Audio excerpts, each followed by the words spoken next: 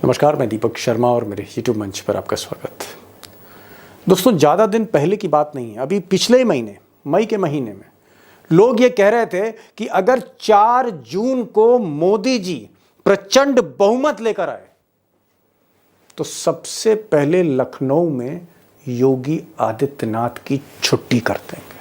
लेकिन 4 जून को मोदी जी 400 की जगह 240 पर अटक गए और उसी दिन से योगी आदित्यनाथ गुजरात लॉबी पर भारी पड़ते जा रहे हैं। और 4 जून के बाद योगी का हर फैसला एवरी डिसीजन मोदी जी और अमित शाह के होश उड़ा रहा है। मिसाल के तौर पर गुजरात की एक बड़ी कंपनी जिसको उत्तर प्रदेश में सरकारी ठेके मिल रहे थे, उस कंपनी को योगी आदित्यनाथ ने ब्लैकलिस्ट कर दिया और गुजरात लॉबी देखती रही। कई और गुजराती कंपनियां जो बनारस से लेकर लखनऊ तक में काम कर रही हैं अब योगी के रडार पर है। अब योगी का आज का ही एक फैसला देख लीजिए। योगी ने अपने सबसे चहेते अफसर, अपने सबसे करीबी भरोसेमंद अफसर जो उनके आंख और कान कहे जाते हैं, मनोज कुमार सिंह, उनको यूपी की सबसे ऊंची कुर्सी, चीफ सेक्रेटरी की कुर्सी पर बैठा दिया, जहां पर मोदी और शाह के आदमी बैठे हुए थे अब तक पिछले कई सालों से। यानी मोदी के व्यक्ति, मोदी के अफसर दुर्गा शंकर मिश्रा आउट हो गए और योगी के जो चहेते अफसर थे मनोज कुमार सिंह, ये विराजमान हो गए सबसे बड़ी कुर्सी पर। अब इस फैसले को लेकर दिल्ली सच में हिली हुई है। अब दोस्तों, बात सिर्फ चीफ सेक्रेटरी की नहीं हो रही है। उत्तर प्रदेश में चाहे वो डीएम हो, चाहे वो एसपी हो, चाहे वो डीआईजी हो, चाहे वो कमिश्नर हो, कोई भी अधिकारी हो, बिना योगी के मर्जी के किसी की पोस्टिंग नहीं हो सकती। चाहे डिप्टी चीफ मिनिस्टर दम लगा ले या कोई और मंत्री दम लगा दे, योगी के बगैर किसी भी अफसर की पोस्टिंग नहीं हो सकती। सारा जो सिस्टम है वो योगी के हाथ में है और ये सिस्टम बड़ी तेजी से 4 जून के बाद योगी के हाथ में आया है। मिसाल के तौर पर हर बड़े फैसले, जो भी फैसले हो रहे हैं पॉलिसी के लेवल पे, वो अब योगी कर रहे हैं। और जब वो मीटिंग में जाते हैं तो अधिकारी योगी को देख के घबराते हैं। ये जलवा है 4 जून के बाद। यही नहीं है, बीजेपी की जो मीटिंग है वो योगी खुद ले रहे हैं अपने घर पर। और लोग तो ऐसा भी कह रहे हैं, सुना जा रहा है कि जो बाई इलेक्शंस होने, विधानसभा के जो बड़े इंपॉर्टेंट बाई इलेक्शंस होने 10 सीटों पर, उसकी कमान भी अब योगी के ही हाथ में होगी। जी हाँ, योगी के हाथ में ही सब कुछ है। अब दोस्तों, जो सबसे बड़ा सवाल है, आज का जो बिग क्वेश्चन है वो ये है कि अमित शाह जिस आदमी के पर कतरने चले थे, वही आदमी आज अमित शाह और उनके बॉस मोदी के लिए सबसे बड़ी चुनौती बन गया। The biggest challenge for Shah आज योगी हैं। और लोग कह रहे हैं कि मौके की नज़ाकत देख के, जिस तरह से अमित शाह और मोदी फंसे हुए हैं, नीतीश में, नायडू में, मजबूत विपक्ष में, बीजेपी की बगावत में, आरएसएस के प्रेशर में, मौके की नज़ाकत देख के फिलहाल अमित शाह यानी गुजरात लॉबी कहीं ना कहीं योगी के आगे झुक गई है। अब दोस्तों, ये बात एकदम सच है कि योगी जी की जो बढ़ती ताकत है, जिस तरह से 4 जून के बाद अचानक योगी का कद बढ़ गया, ताकत बढ़ गई, इससे अमित शाह के लॉबी के जो लोग हैं, उनके जो मंत्री हैं, उनके जो क्लोज ब्यूरोक्रेट्स हैं जो लखनऊ में हैं, बड़े बेचैन हैं, उनमें हड़कंप मचा हुआ है कि अब होगा क्या आगे।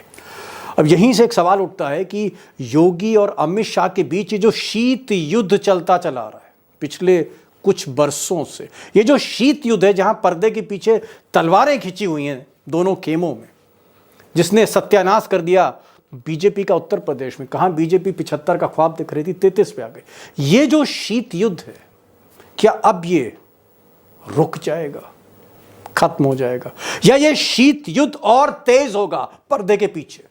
और अगर ये शीत युद्ध तेज होता है, घमासान बढ़ती है कुछ महीने बाद, फिर उत्तर प्रदेश में होगा क्या बीजेपी को झटका दे जाएंगे अखिलेश यादव और राहुल गांधी?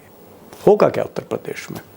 और खासकर अमित शाह, जिनको समझ नहीं आ रहा कि योगी को अब डील कैसे करें, एक ताकतवर योगी को, क्योंकि अमित शाह खुद कमजोर है।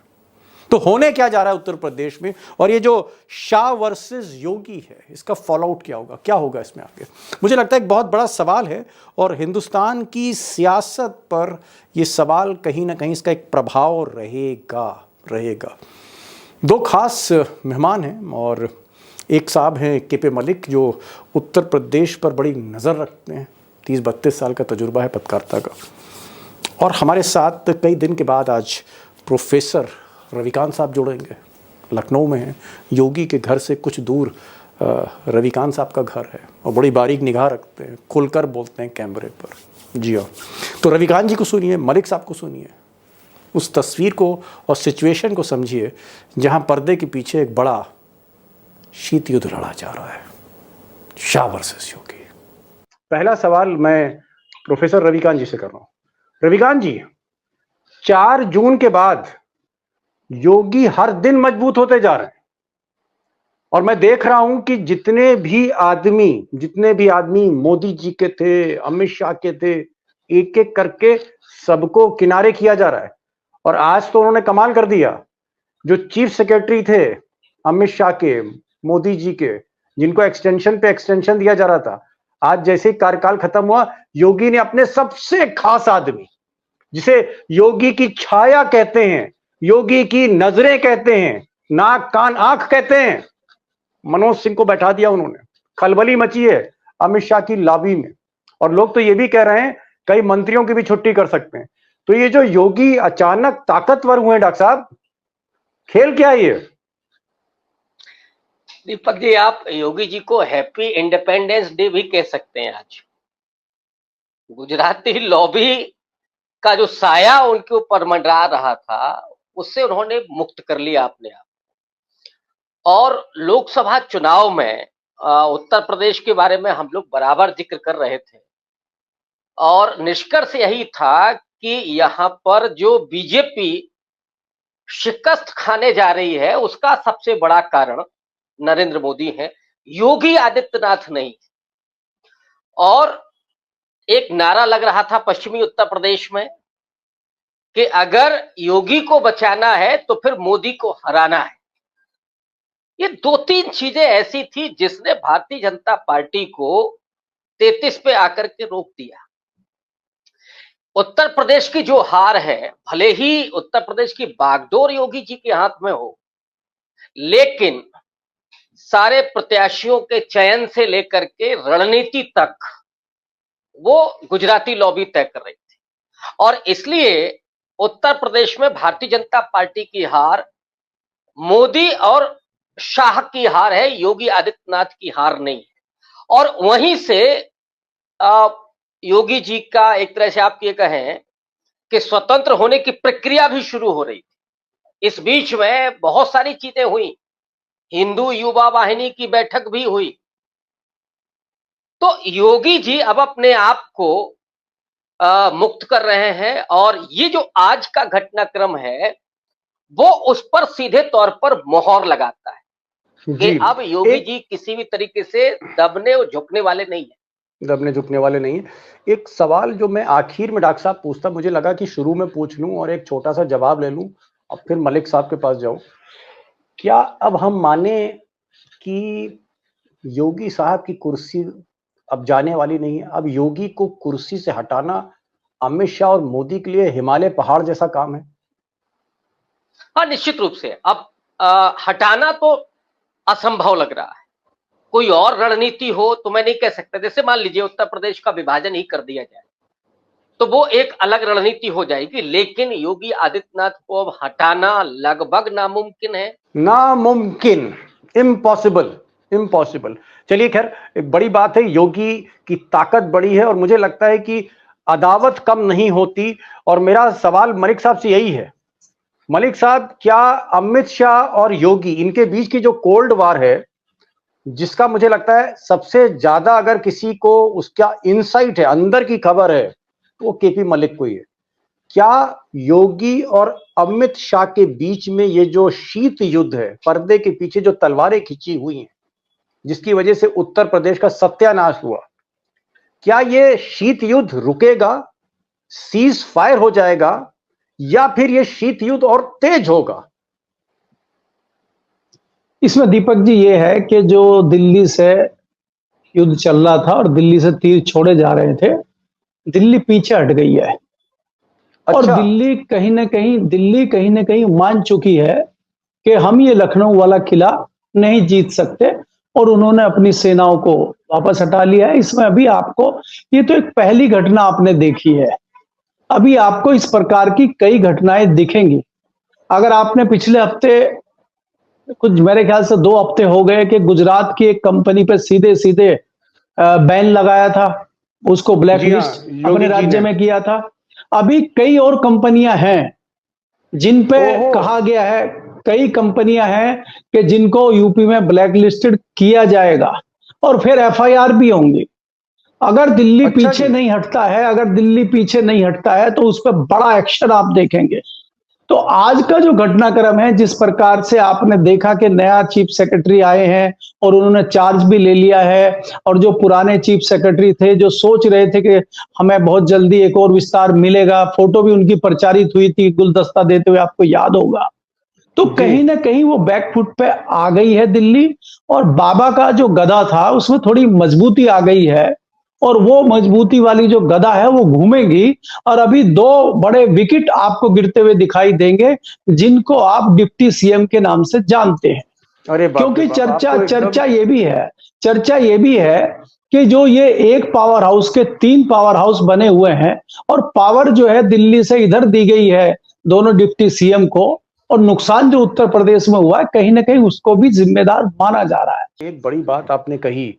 आपने कहा कि जो गुजरात की कंपनियां, गुजरात लॉबी की जो कंपनियां हैं, जो उत्तर प्रदेश में चाहे बनारस हो, लखनऊ हो, बड़े ठेके हों, चाहे क्वेश्चन पेपर छापना हो, चाहे कुछ करना हो, हर तरह के धंधे में जो गुजराती कंपनियां लगी थी, जिसमें से एक कंपनी को ब्लैकलिस्ट कर दिया योगी जी ने। आप कह रहे हैं कि अभी और गुजरात कंपनियों पे गाज गिरेगी, यानी उत्तर प्रदेश के जो बड़े व्यापारी हैं, ठेकेदार हैं, उनका जो हक मार रहे हैं ये गुजराती कंपनियां, क्या अब इन सबको भगाया जाएगा यहां से, आप ये कहना चाह रहे हैं? अगर आप थोड़ी नजर मारेंगे, नोएडा, बनारस, अयोध्या पे थोड़ा नजर मारेंगे, तो आप कंपनी के भी आसपास पहुंच जाएंगे। और वो कोई छोटी चीजें नहीं है, उसमें कंपनियां भी फंसेंगी और तार भी जुड़ेंगे ऊपर तक, तो उससे बचने के लिए दिल्ली ने कदम पीछे खींचे हैं।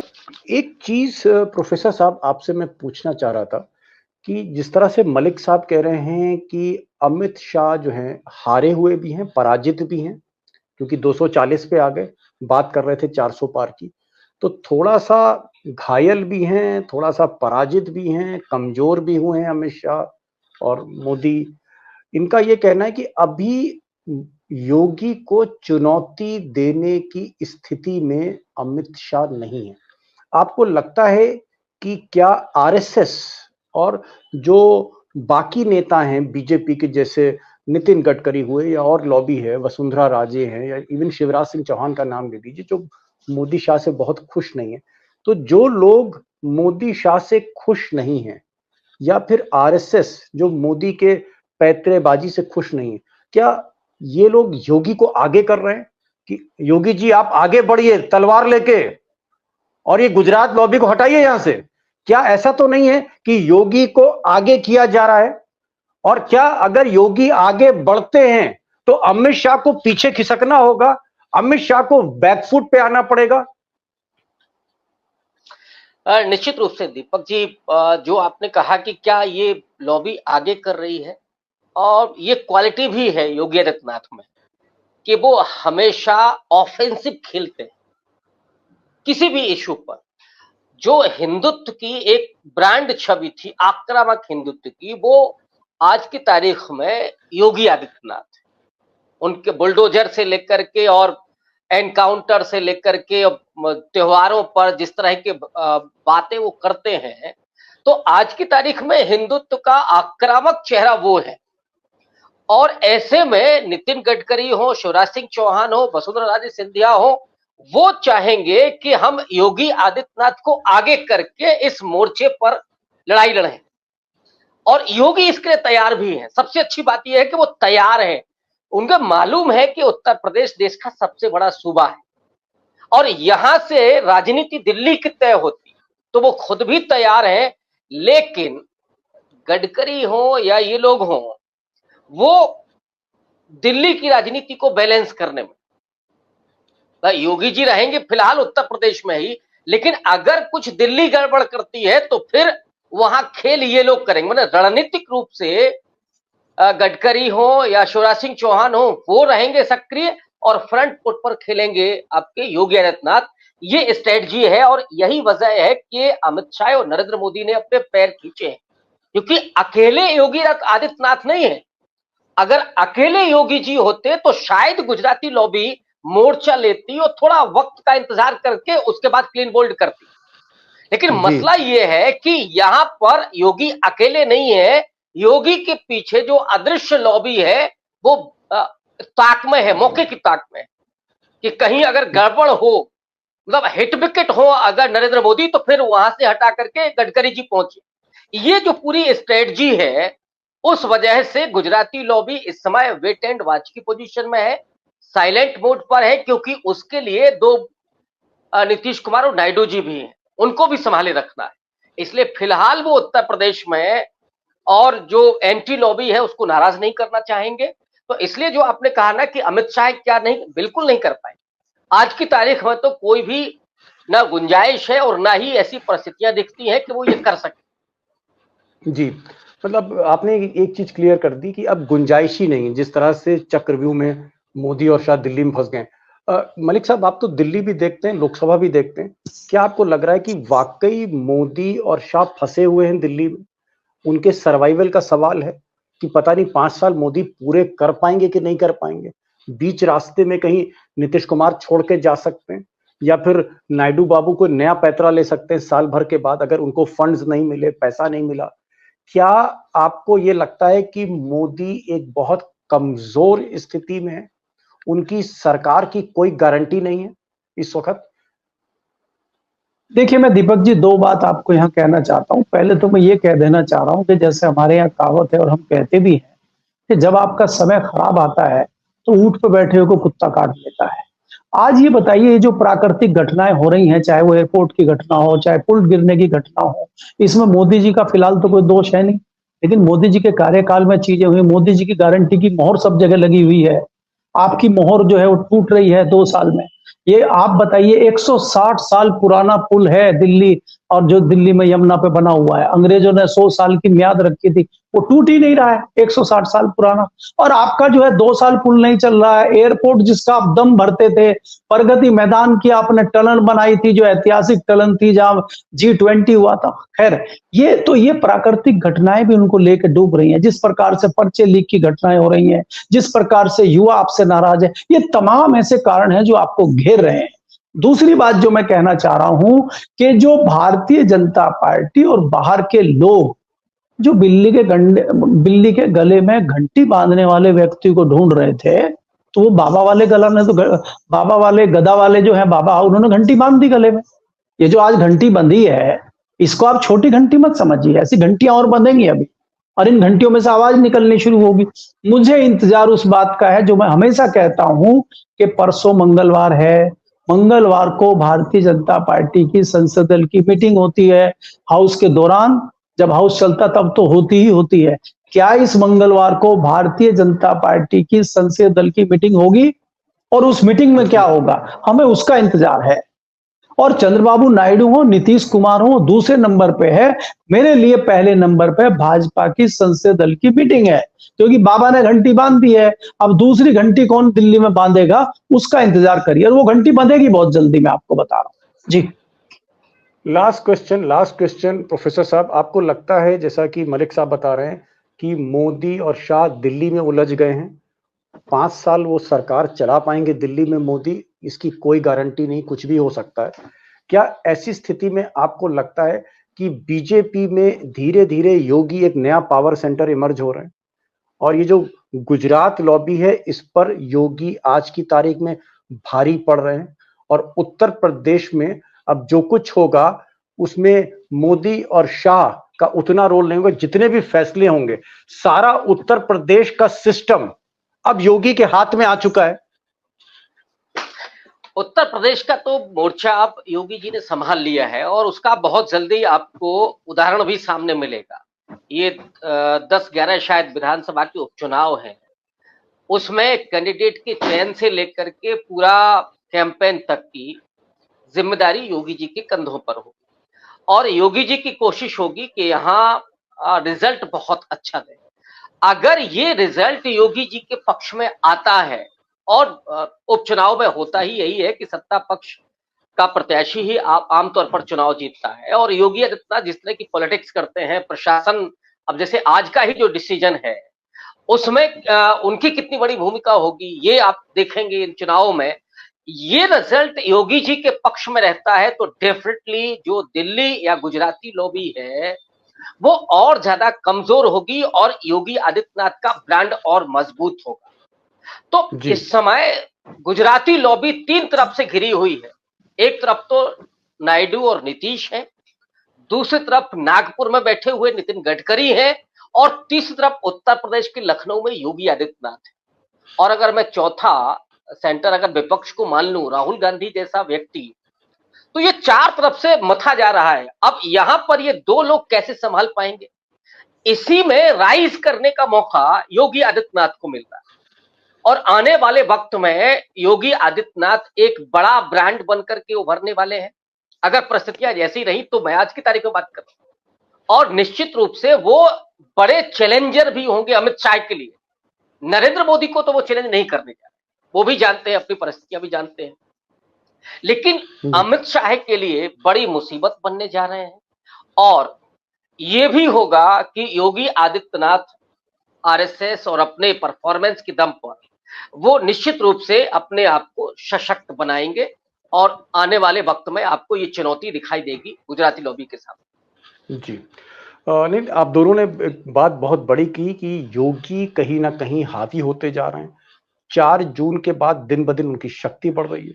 हर तरह के फैसले लखनऊ में जो लिए जा रहे हैं उसमें गुजरात लॉबी का रोल कम होता जा रहा है, बल्कि 0 हो गया है। सारे फैसले, चाहे चीफ सेक्रेटरी का चुनाव हो, डीजी का चुनाव हो, कप्तान बदलने हो, जिला अधिकारी बदलने हो या किस तरह का भी फैसला करना हो, यहाँ तक कि ऐसा लोग जो डॉक्टर साहब कह रहे हैं कि अब की चुनाव में किस उम्मीदवार को लड़ाना है, किसको टिकट देना, इसमें भी योगी जी की चलेगी, योगी की चलेगी।